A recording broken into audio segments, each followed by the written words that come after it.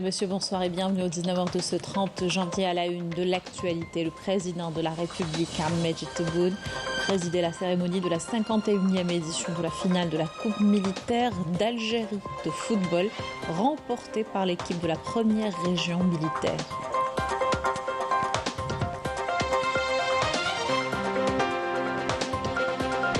Ouverture du capital social du Crédit populaire algérien, la vente d'actions du CPA se poursuivra jusqu'au 28 février dans les 58 wilayas, une première du genre, entrant dans la modernisation du système bancaire.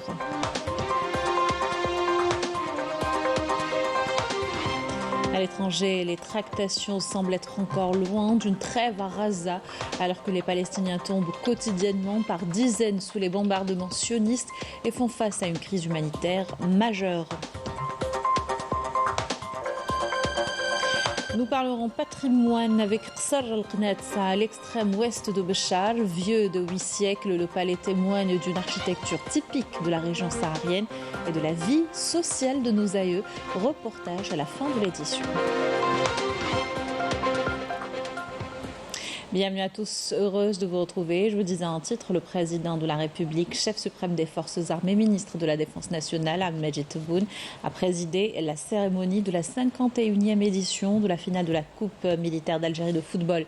C'était au centre de regroupement et de préparation des équipes sportives militaires, Chaïd Massoud Boudjriou, à Ben Aknoun, en première région militaire. Le président de la République a été accueilli par le général d'armée Saïd Chengueleha, chef d'état-major de l'armée nationale populaire, et le premier ministre Nadel Arbaoui. Après la cérémonie d'accueil, le président a écouté l'hymne national.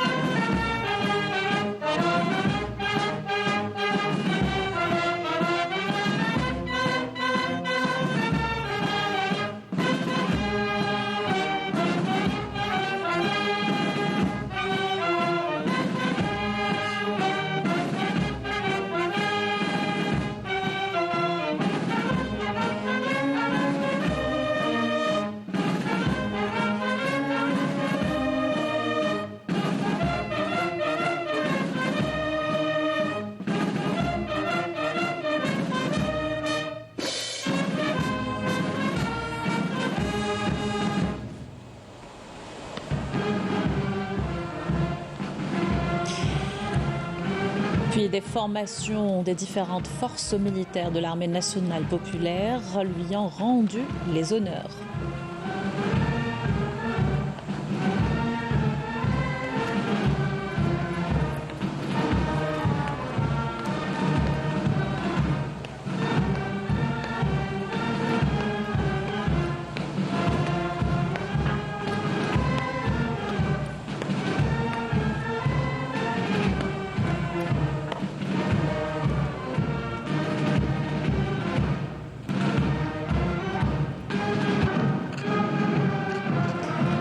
Le président de la République a par la suite salué les personnes à son accueil, le général d'armée commandant de la garde républicaine, le secrétaire général du ministère de la Défense nationale, les commandants des forces armées et de la gendarmerie nationale, le commandant de la première région militaire, le chef du département emploi préparation de l'état-major de l'armée nationale populaire, ainsi que le chef du service des sports militaires.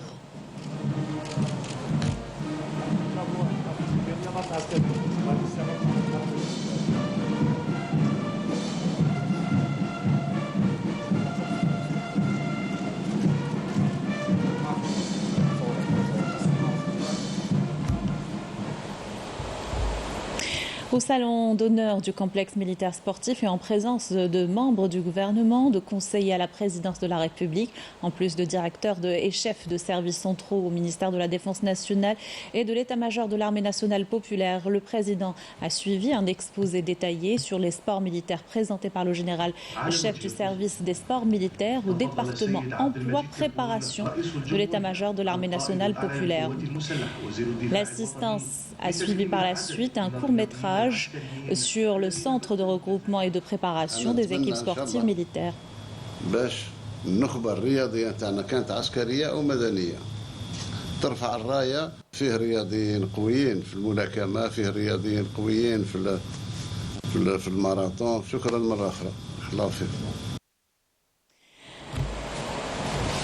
Donc c'était à propos des militaires qui se sont distingués durant cette saison réalisée par la direction de l'information et de la communication. Le président de la République a salué à l'occasion les efforts de l'élite sportive nationale, militaire et civile, lui souhaitant davantage de succès et de résultats positifs pour l'honneur de l'Algérie.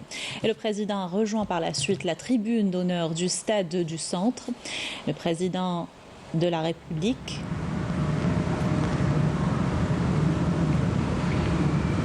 السيد رئيس الجمهورية القائد الأعلى للقوات المسلحة وزير الدفاع الوطني الفريقان المنشطان لنهائي كأس الجمهورية العسكري لكرة القدم في طبعتها 51 جاهزان. العقيد بوزيدي منير مصلحة الرياضات العسكرية لدائرة الاستعمال والتحضير بأركان الجيش الوطني الشعبي. Le président de la République a présidé par la suite la cérémonie de lancement de la rencontre opposant l'équipe du commandement des forces terrestres à celle de la première région militaire.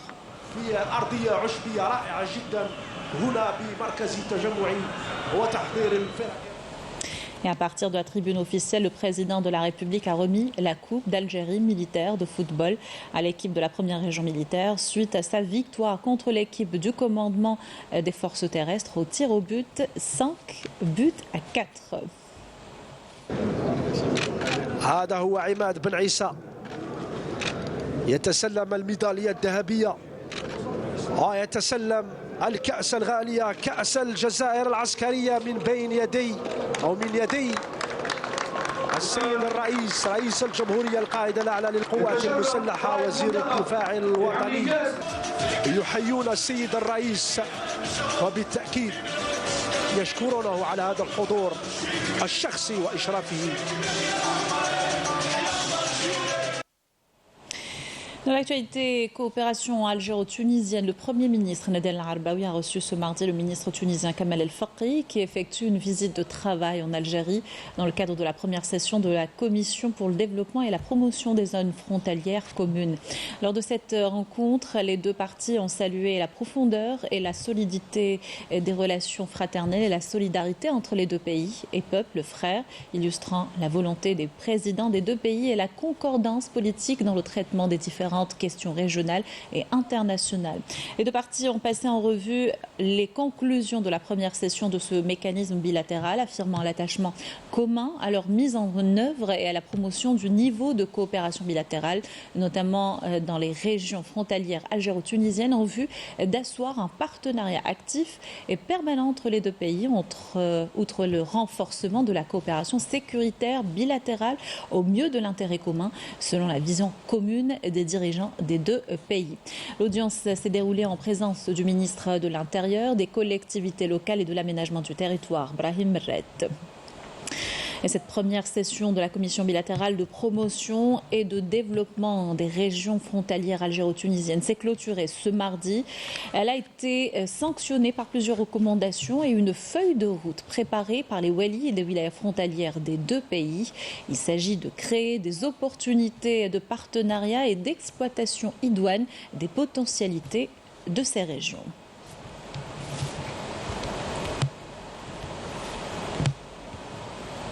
Dans le cadre du programme des activités de coopération militaire algéro-italienne tenues hier et aujourd'hui, les travaux de la 14e session du comité mixte algéro-italien pour la coopération dans les domaines technico-militaires et de l'industrie de défense au niveau du cercle national de l'armée de Bni Messous, où le général-major Mohamed Salah Ben Bisha, secrétaire général du ministère de la Défense nationale, a reçu en audience le général de corps d'armée Portolano Luciano, secrétaire général du ministère italien de la Défense et directeur national des armements.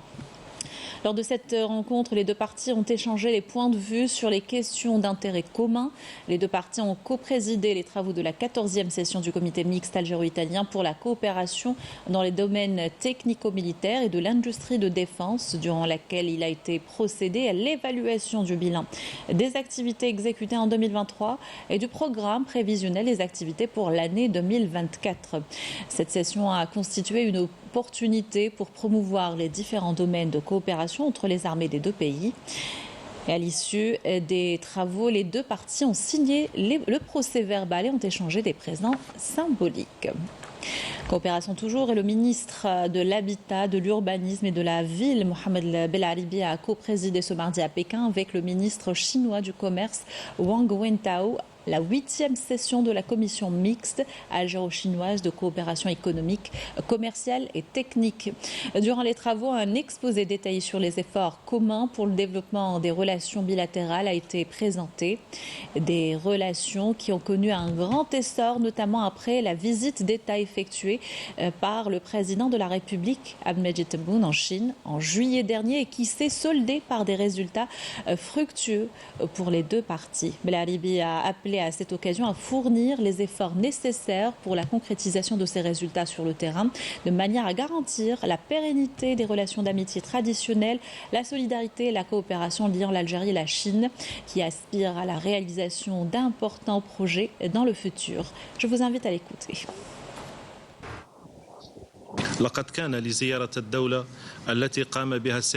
La visite d'État effectuée par le président de la République Abdelmadjid Tebboune en République de Chine au mois de juillet dernier, sur invitation de son homologue chinois, a eu un impact positif sur le développement des relations algéro-chinoises. La visite a été couronnée par la signature de 19 conventions et mémorandums d'entente, englobant plusieurs secteurs en plus de 12 contrats commerciaux entre des entreprises algériennes et chinoises. Je reste convaincu que les travaux de la 8e session de la commission mixte algéro-chinoise de la coopération économique, commerciale et technique constituent une occasion de plus pour renforcer davantage les relations entre les deux pays.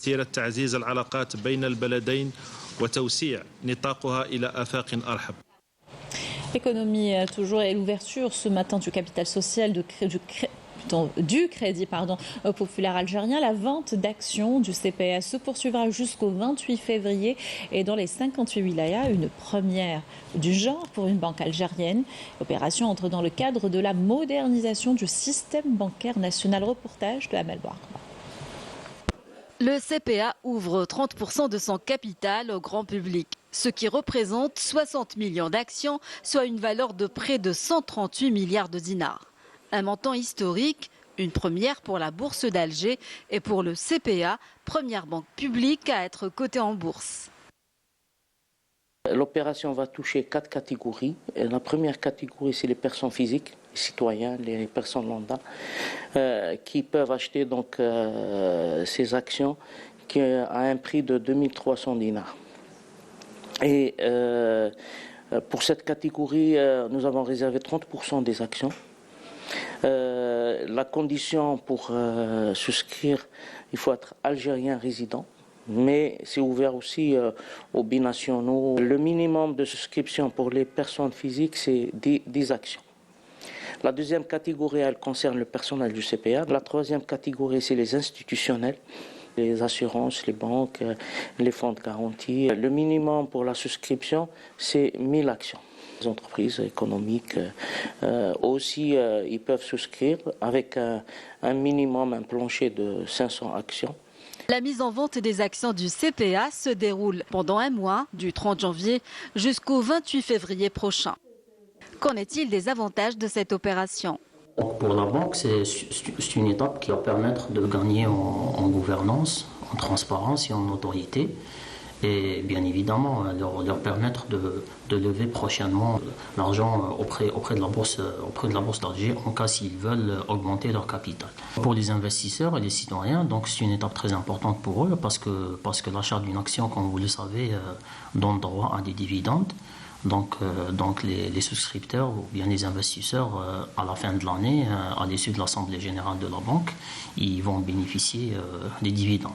Les pouvoirs publics ont pris une mesure dans la loi de finances 2024 pour exonérer d'impôts ces dividendes. Ils peuvent aussi, après l'achat, ils peuvent aussi vendre ces actions. Si le prix de l'action, s'ils remarquent que le prix de l'action a été augmenté sur le marché, ils peuvent le vendre et bien évidemment ils vont gagner de la différence. Cette différence qu'on appelle la plus-value, elle est aussi exonérée de l'impôt. Donc j'invite tout le monde à acheter sur le marché primaire, c'est très intéressant. Pourquoi? Parce que le lendemain ou le jour de l'introduction de la société, vous allez pouvoir vendre avec un bénéfice très très important. C'est-à-dire que vous pouvez même investir sur même pas un mois, vous pouvez avoir une plus-value intéressante. J'invite les gens aussi à investir dans les banques parce que les banques, ils ont un revenu sur titre très très intéressant. Monsieur le Président de la République, comme vous le savez, il a affirmé dans sa dernière déclaration que l'année 2024 sera l'année de la réforme bancaire et financière. Donc là, on est dans cette étape. On a commencé cette étape par l'introduction en bourse du CPA. Après la BDL, et Inch'Allah, il y aura d'autres sociétés. L'ouverture du capital du CPA représente ainsi un véritable coup de starter pour dynamiser la bourse d'Alger, de quoi lui permettre d'atteindre le premier milliard de dollars de capitalisation boursière. Et à suivre ce soir sur Canal Algérie et le nouveau numéro de la semaine éco dédié à l'entrée en bourse du Crédit populaire algérien et la réforme boursière. Transport et la nouvelle extension du port d'Arzieu à Oran projettera ce dernier à un autre niveau. L'agrandissement des quais de déchargement et rechargement augmenteront considérablement le volume du trafic du port, relié directement à plusieurs usines et mines. Il est question également de l'aménagement de la gare maritime. Amarni pour les détails. Considéré comme l'une des façades maritimes les plus importantes d'Algérie, le port d'Arzieu connaît des travaux d'aménagement et d'extension de ses quais. Objectif, augmenter le volume des exportations.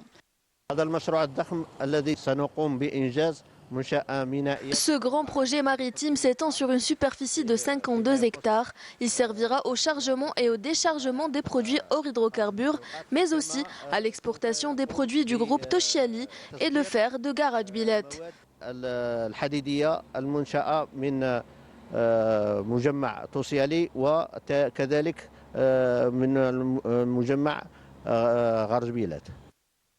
La wilaya d'Oran a également entrepris des travaux d'aménagement de certaines infrastructures du port pour offrir les meilleurs services aux passagers.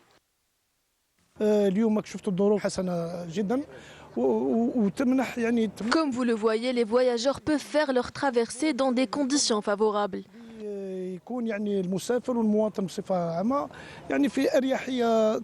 Des infrastructures de base et des projets importants dans le secteur des transports sont en cours de réalisation dans cette wilaya pour booster l'économie nationale. Nous avons donné des instructions pour accélérer la cadence des travaux, pour réceptionner ce projet avant les délais car il est d'une très grande importance. Il permettra d'augmenter la capacité du port. Nous avons aussi réalisé une infrastructure de réparation navale et inauguré avec le Wali cette infrastructure portuaire en prévision de la saison estivale.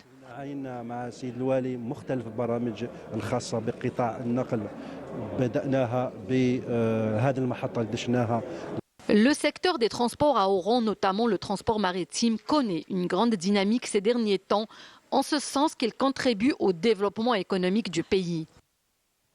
Le Ramadan en préparation, une rencontre tripartite de coordination a réuni les secteurs du commerce, l'agriculture et l'industrie au Palais des Expositions.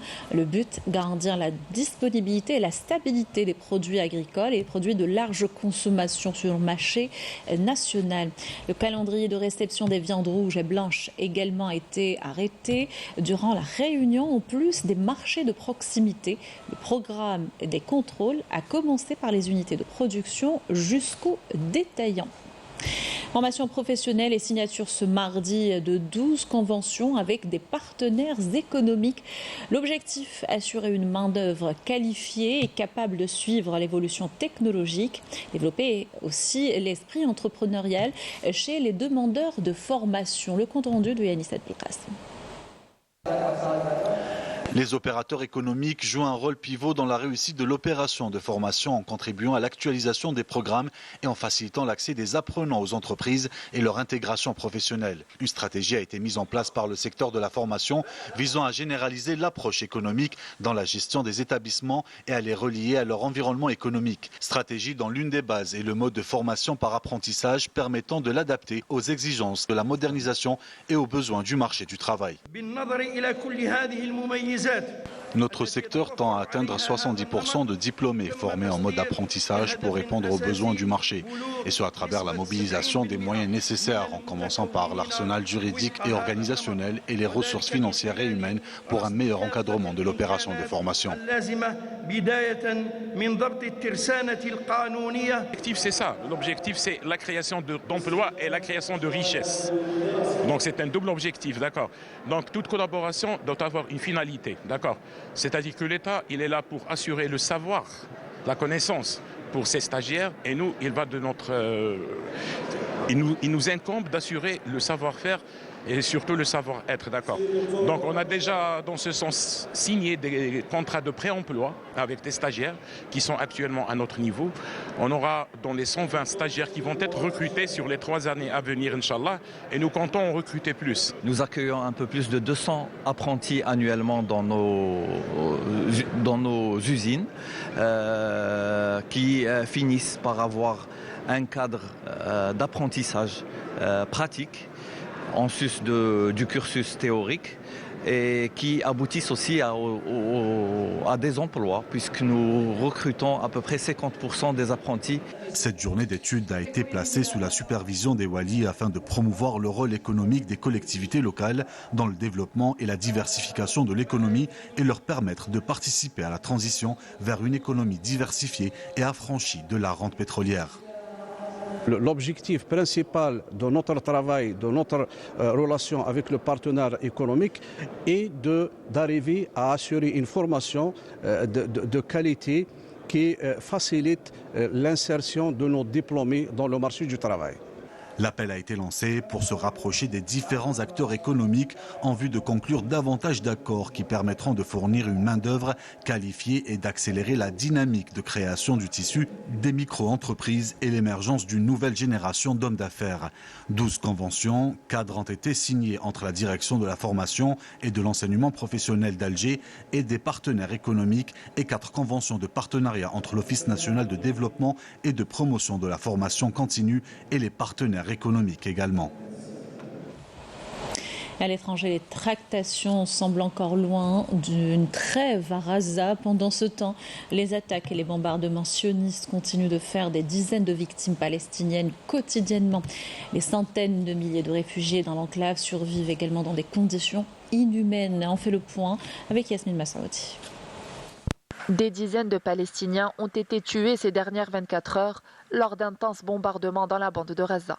Dévastés par près de 4 mois d'attaques incessantes et en proie à une crise humanitaire majeure, notamment après la suspension du financement de 12 pays à l'Agence des Nations Unies pour les réfugiés. Une situation qui compromet sérieusement les opérations d'assistance humanitaire, mettant en évidence l'urgence d'une réponse internationale pour atténuer les souffrances des Gazaouis. Une réunion des principaux donateurs de l'UNRWA est prévue à l'initiative du chef de l'ONU, Antonio Guterres, pour tenter de maintenir le financement de l'organisation. Dans l'enclave palestinienne, la situation sanitaire est critique, entraînant une affluence importante dans les hôpitaux. Les équipes médicales, déjà surchargées, se retrouvent dépassées par le nombre croissant de blessés nécessitant des soins d'urgence qui sont soignés à même le sol. Dans cet hôpital, la situation atteint un niveau critique, frôlant la catastrophe. Nous ne pouvons pas prendre en charge tous les patients en raison d'une pénurie d'équipements, de fournitures médicales et de médicaments. Le nombre élevé de cas dépasse la capacité des hôpitaux, non préparés à gérer un tel afflux de patients. La situation est extrêmement difficile. Les tractations se poursuivent en coulisses en vue d'une nouvelle trêve après celle de novembre, notamment la dernière réunion tenue à Paris ce week-end avec des représentants américains, qataris, égyptiens et de l'entité sioniste. Les membres du Conseil de sécurité des Nations Unies tiendront demain une réunion d'urgence à la demande de l'Algérie sur la question palestinienne en vue de débattre de la décision de la Cour internationale de justice concernant les mesures conservatoires imposées à l'entité sioniste pour ses agressions barbares contre le peuple palestinien dans la bande de Gaza. Retour dans le pays pour parler culture et patrimoine. Rsal al-Qnatsa, à l'extrême ouest de Béchar, trône comme le monument phare de la région, vieux de 8 siècles. Ce patrimoine ancestral témoigne d'une architecture typique de la région saharienne et compte encore aujourd'hui la vie sociale de nos aïeux. Reportage de Saïd Amaïf. Situé dans l'extrême ouest de la ville de Béchar, dans le sud-ouest de l'Algérie, et classé patrimoine national depuis 1999, le vieux Ksar de Kenatsa témoigne encore aujourd'hui de la beauté singulière, de l'architecture et de la richesse profondément ancrée de l'histoire d'Exour de la Saoura. Haj Abderrahman Ben Addi, un des habitants autochtones du Ksar, ne se lasse jamais de relater le passé glorieux de ce vieux palais ayant constitué jadis un centre de rayonnement civilisationnel. C'est un ancien quartier vieux de presque 9 siècles. Il abrite la vieille mosquée de Sid el-Hajj Ben Ahmed ainsi que la mosquée de Sidi Mohamed Ben Bouziane, outre le tombeau de Lala Keltoum et de nombreuses allées et chemins étroits. Son architecture comprend également des vestiges du style ottoman. C'est un legs précieux à préserver. Sursag revêt une grande importance historique. Il a enfanté de nombreux savants et hommes de lettres.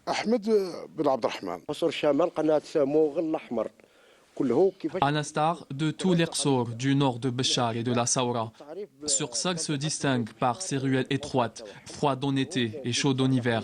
Il est connu notamment pour ses édifices construits en briques et en pierre et leurs toits en troncs de palmiers. C'est un véritable génie architectural. Dans cet ancien quartier de la Kasbah, véritable cœur battant du Ksar de Kenatsa, et en dépit de la désertion de ses habitants, Khalil Ben Addi, un des habitants du Ksar, croit dur comme fer à ce legs précieux dans lequel il a aménagé un espace touristique afin de mieux le valoriser en y accueillant les visiteurs dans sa tente traditionnelle, toujours dans une ambiance on ne peut plus chaleureuse. Mon but est de faire revivre ce riche patrimoine, relatant la glorieuse histoire de nos ancêtres. Je fournis des explications et de plus amples informations aux visiteurs sur ce que fut la vie sociale des anciens habitants de cet antique palais. Je viens de Tizi Ouzou. C'est la première fois que je mets pied dans le sud. Béchar, c'est tout à fait la première fois. Commençant déjà la route, je l'ai fait par bus. Donc j'ai découvert beaucoup de choses. À Qnatsa, je ne suis pas trop dépaysée parce que ce patrimoine n'est pas très loin de mon patrimoine non plus, kabyle. L'Algérie est vaste, son patrimoine est riche, c'est un produit existant déjà qu'on aimerait garder, même l'enseigner aux futures générations. Âgé de plus de 8 siècles, ce palais antique d'une superficie de 17 hectares a connu plusieurs opérations de restauration et de réhabilitation ayant touché certains éléments architecturaux qui seront suivis par d'autres afin que puisse demeurer à jamais ce riche patrimoine ancestral. Voilà qui termine notre journal. Merci de l'avoir suivi. Excellente soirée sur Canal Algérie.